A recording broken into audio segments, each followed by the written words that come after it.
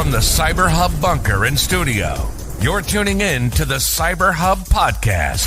And now for your host and CISO, James Azar.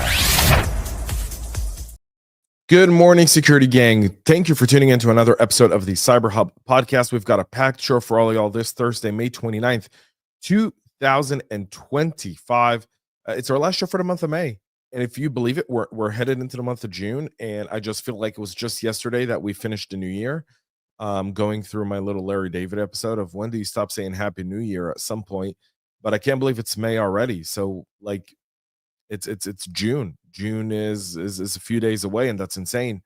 And we've got a really busy show for all of y'all today, including some of your favorite stores, going through Cyberattacks and a whole bunch of new laws coming into play that cybersecurity practitioners need to pay a lot of attention to, because regulation is tightening on specific aspects, specifically around children, and in a lot of different states. And because our federal Congress and Senate can't seem to really legislate bills to kind of standardize it, we have 50 states kind of doing whatever they feel like they're doing. I mean, they're similar, but there's differences, and those differences, it ends up being that the strictest state law becomes the law of the land, because irregardless to what other states do, whether they're more lenient or not, you end up just saying we're going to be safe, we're going to comply with the strictest law so that we don't violate that law. And so it's de facto one state rules all other 49 states, de facto in our nation. There's that. All right, I'm getting ready to like grab my double espresso here. That's just beautiful. The foam on here, like just looks amazing. Coffee cup cheers, y'all.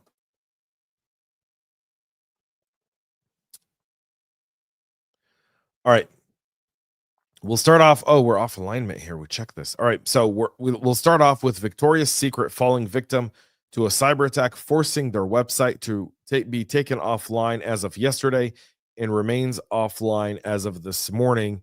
Victoria's Secret, in a statement on their website, said, "Valued customer, we identified and are taking steps to address a security incident. We have taken down our website and some in-store services as a precaution. Our team is working around the clock to fully restore operation. We appreciate your patience during this process. In the meantime, our Victoria's Secret and Pink stores remain open, and we look forward to serving you there." So if you haven't gone to a dead mall in a while and you want to get some lingerie, you can go now and buy it there from Victoria's Secret. Adidas also this week disclosing a cybersecurity incident, but that was around their third party. This seems to be directly attributed to Victoria's Secret and not a third party. And it kind of almost fits what we saw with Co-op, Harrods, and Marks and Spencer's in the UK, which was the Dragon Force ransomware group, which we were warned. We talked about this on the show last week. They're targeting US retail. Could Victoria's Secret be their first major victim in the US? Retailers are becoming really high value targets for cyber criminals, and recent breaches at Dior, Marks and Spencer's, Harrods, and Co-op make it clear that this is more than just a passing trend. They're not isolated attacks, according to one of the VPs at Security Scorecard there. Significant. Now, here's what you take out of this, and I think this is really critical. Whenever you see a company take down their website, in any incident response plan, the last thing you want to do is take down your website. The last thing you want to do, because that's a source of revenue. And cybersecurity practitioners are business enablers. So you're taking down your website primarily because you feel like the breach is there and you're trying to restore it or somehow bring it back up at a later date. And you're really trying to contain the attack. And this idea of attack containment is really problematic, because there are solutions out there that can allow you to contain areas while still remaining somewhat operational. Additionally, if so much of your revenue is generated through your website, if your website is getting hit 1 million or 2 million or 3 million times a day, if you're doing 150,000, 250,000 transactions per day from your website, at what point does it become the CISO and COO responsibility to work with the CFO to budget to really not only secure the website, but really build a secondary site or secondary systems to allow you to keep the business running in an event a situation happens? And that's $1 million question. $1 billion question for some organizations. We'll see Mark and Spencer's was going to cost them almost $400 million. That's their recovery. What's it going to be for Victoria's Secret? My assumption is much, much higher. Much, much higher. So we're just getting into this. Lexis Nexis Risk Solutions is notifying 364,000 people that their personal information was stolen in a December 2024 data breach. The incident occurred on Christmas Day, which would have been December 25th, but LexisNexis learned about it on April 1st of this year. The company notifying individuals through a copy which was submitted to the Maine's Attorney General's office. They say an unauthorized third party acquired certain LexisNexis risk solution data from a third-party platform used for software development. The issue didn't affect their own networks or systems. Again, supply chain. The Achilles heel. Personal information included names. That's not really personal. Phone numbers and email addresses, not really personal information. Now, dates of birth, social security numbers, driver's license number, that's PII. They're saying that no financial information was affected, and they don't have any evidence that the data was further used. Again, what do you mean you don't have any evidence? You haven't seen anything. Maybe it's not posted on a dark web somewhere. The vendor you use haven't traced it. Doesn't mean it's not being used. It just means that it's not there. LexisNexis is based in Atlanta. They're actually one of their offices is down the street from our studio. And so, the security team there is very, very capable. Again, third party, and third party remains your supply chain. Adidas, LexisNexis, that remains to be a thing, and you've got to buckle down on your supply chain. One of the more interesting things about this is in a recent survey I saw, and I forgot who it was by. A lot of CISOs are worried about supply chain, but don't know what to do about it. And this kind of calls for an industry consortium type of approach to supply chain. How do we go about creating some sort of industry standard for third-party supply chains in order to really kind of tighten ship around some of the smaller or mid-sized businesses that support our enterprises? And it's a question that needs to be had, and it's a question that needs to be discussed, and maybe it's something that we ought to dig deeper into. So regional telecommunication provider Cellcom, we talked about this last week, went through a cyber attack where essentially no one could use their environment, is now back online and restoring services to the great people of Michigan and Wisconsin. The attack occurred on May 14th. Some services were restored on May 19th, and now May 29th. They're back up and running. The CEO, Brigitte Riordan, addresses customers directly in a video posted on YouTube, explains the situation to customers when the company began to restore services.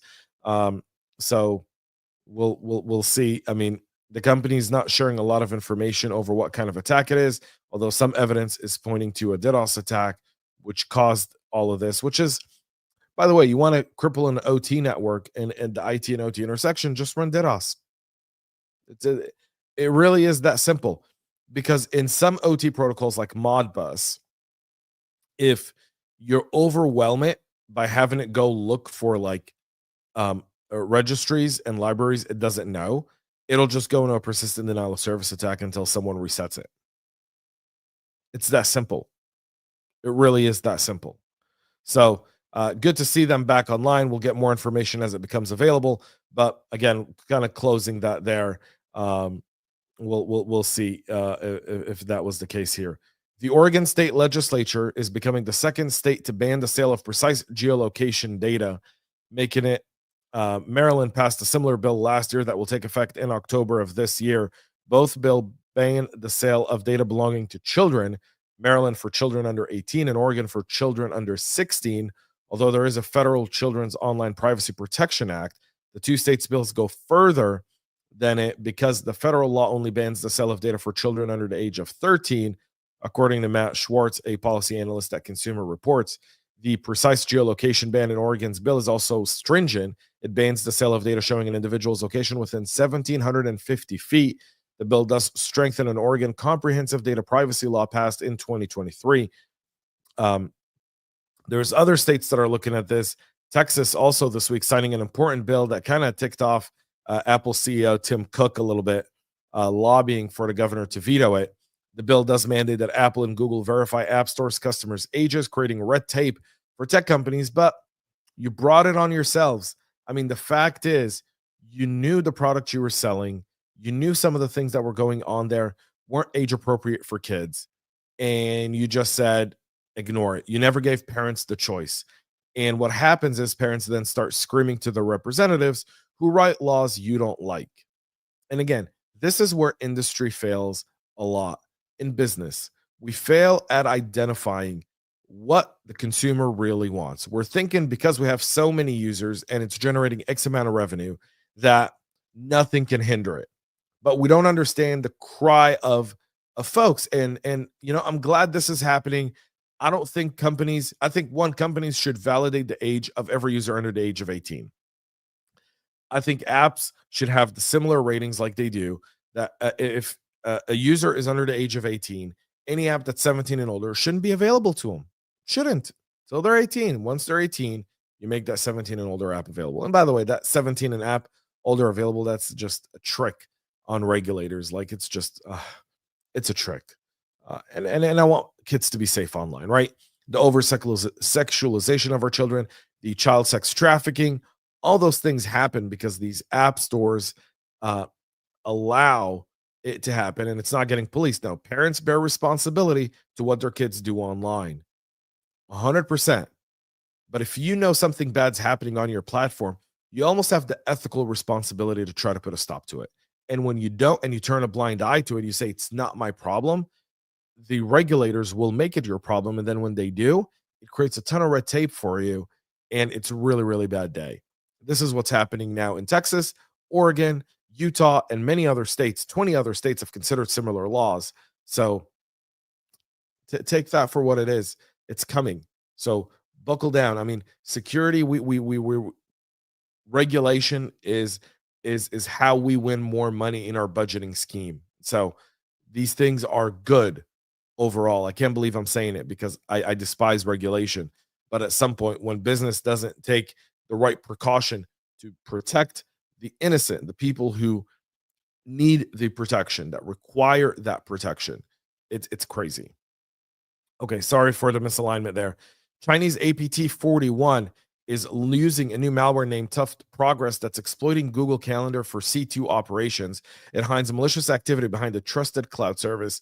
The campaign, discovered by Google's threat intelligence group, identified and dismantled an attacker-controlled Google Calendar and workspace infrastructure and introduced targeted measures to prevent such abuse in the future.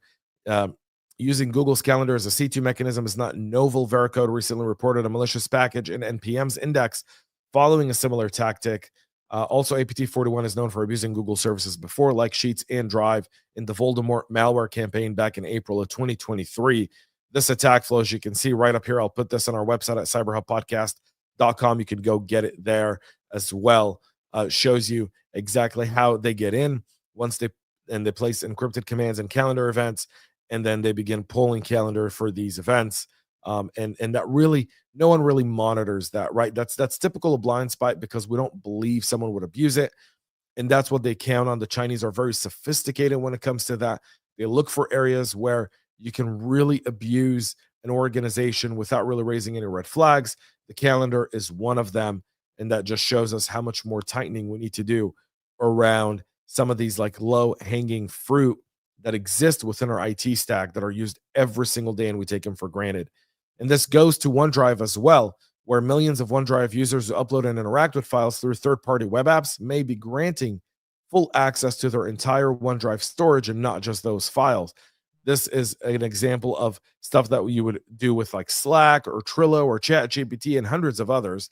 The root of the problem, according to researchers at Oasis Security who discovered the issue, is in OneDrive's file picker's OAuth permissions, which allow many third-party apps to access all content in a user's OneDrive. To mitigate the risks, a user would need to completely deny access for unvetted apps to OneDrive and ensure no sensitive content is stored there.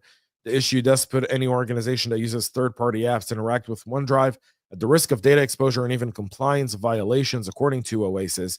And attackers could use this weakness to steal, modify, or even encrypt data in OneDrive, thus launching ransomware within your OneDrive cloud storage, which would be a significant concern. According to the other one, and an additional concern there is OneDrive's file picker's latest version does require developers to handle user authentication via a tool that stores sensitive secrets in the browser insecurely, leaving them potentially open for attackers to access. The tokens enable long-term access to all files in a user's OneDrive. That's something to keep in mind there. It's all or nothing type of access. That's one of the problems there as well. And so hopefully there'll be a fix for this here shortly as well. Over 9,000 ASUS routers are compromised by a novel botnet dubbed ISSH Hush that was also observed targeting Soho routers from Cisco, D-Link, and Lexis. The campaign discovered by Grey Noise security researchers in mid-March and who reported that it carries the hallmark of a nation-state threat actor, although they didn't make any concrete attribution. The threat monitoring firm reports that the attacks combine brute force login credentials, bypassing authentication, and even exploiting older vulnerabilities to compromise the ASUS routers, specifically an old command injection flaw tracked to CVE 2023-39780. And then they add their own SSH public key and enabled SSH, Damien, to listen on the non-standard TCP port 53282. This modification allows the threat actor to retain backdoor access to the device and even between reboots and firmware updates, folks. So significant. You want to patch this up. And if you have these devices, you want to make sure you address it. The UK military is ready to establish a new cyber and electromagnetic command. The UK announcing today that its intention to create a new military formation focused specifically on digital and electronic warfare as a result of the country's strategic defense review. And again, they're watching what's going on between Russia and Ukraine. The UK is in there saying, if this war escalates, do we stand to win a cyber and electromagnetic war against the Russians today? And I'm assuming that in the decisions in the UK's Ministry of Defense say, probably not. What do we need to do? Establish our own military force and cyber force and electromagnetic force. By the way, I think this is a preview to what's about to happen in the US. I think the NSA and Cyber Command are going to split. There will be a cyber force as the seventh branch of the military, and it should be. It should be. We need a dedicated cyber force that's irrespective to all the other branches. It comes as the government is preparing to publish a strategic defense review after the Labour Party was elected. It establishes the priorities for military spending over the coming years and focuses on how to address the threat Britain faces, the capabilities needed to meet them, and the state of the UK armed forces and their resources that are available at this time. Ways of warfare are rapidly changing, according to Britain's Defense Secretary John Healey in a statement. The hard-fought lessons from Putin's illegal war into Ukraine leaves us under no illusions that future conflicts will be won through forces that are better connected, better equipped, and innovating faster than their adversaries. That means deregulation, buddy. That means deregulating. That means investing in R&D. That means working with your allies on building it. And that's going to be tough for the UK because a lot of your brain power is leaving the country. And so as more brain power leaves the country, you're less likely to innovate. Just go ask Russia, China, and any other country that had a lot of its brain power leave in the years and what happens to their innovation and economy thereafter. Ukraine now detaining Russian spies who used dash cams to guide missile strikes. According to the Ukrainian security services, they arrested 5 individuals accused of using dashboard cameras to covertly film military sites and help Russian forces direct missile strikes across large parts of the country. The group was made up of young Ukrainians aged 16 to 23, including a student from Zaporizhia, his acquaintances, and 2 brothers from Kharkiv. Although the members knew one another, they operated independently and each reported to a single Russian handler. The suspects allegedly parked cars with activated dash cams near military targets and left them to record for up to 12 hours to avoid detection. They monitored the area from nearby cafes and periodically returned to change memory cards and check power supplies. All 5 suspects were recruited via Telegram channels while searching for easy money. The SBU previously warned about the use of surveillance cameras by Russian intelligence to monitor critical infrastructure and defense systems. Again, we're seeing this, by the way, happen in Israel, right? Same thing. The Iranians are recruiting young Israelis through TikTok, Telegram, and other social media apps. They're convincing them to go out and do this. Arabs, Jews alike.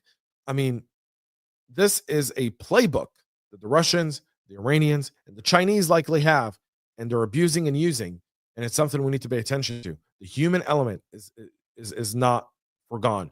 and Estonia issuing an arrest warrant for a Moroccan national wanted for the largest data breach in Estonia's history, I guess, one of the largest data breaches, which exposed sensitive information from a popular pharmacy chain. According to Estonia police, 25-year-old Adrar Khalid is suspected of unlawfully accessing a customer card database managed by Allium UPI, the parent company of Apotheka pharmacy chain. In February of 2024, investigators believed he logged into the system using admin credentials, though how he obtained the password remains under investigation. Estonia's prosecutor general has requested his arrest. He's been placed on an international wanted list, and authorities plan to request his extradition if he is detained abroad. So we'll see if Morocco cooperates with that. We're over time. That's it for our show this morning. Tomorrow, a weekly summary at cyberhubpodcast.com. Saturday, brand new article dropping. You don't want to miss it. Go check it out. cyberhubpodcast.com. Go subscribe, and you'll get this podcast in written format, short, easy for you to digest, with a good action list there as well. Thank you all for tuning in. Have a great weekend. Have a great rest of your day. And most importantly, y'all, stay cyber safe. We love feedback, so make sure to connect with us on social media and subscribe to our podcast on your favorite podcast listening platform.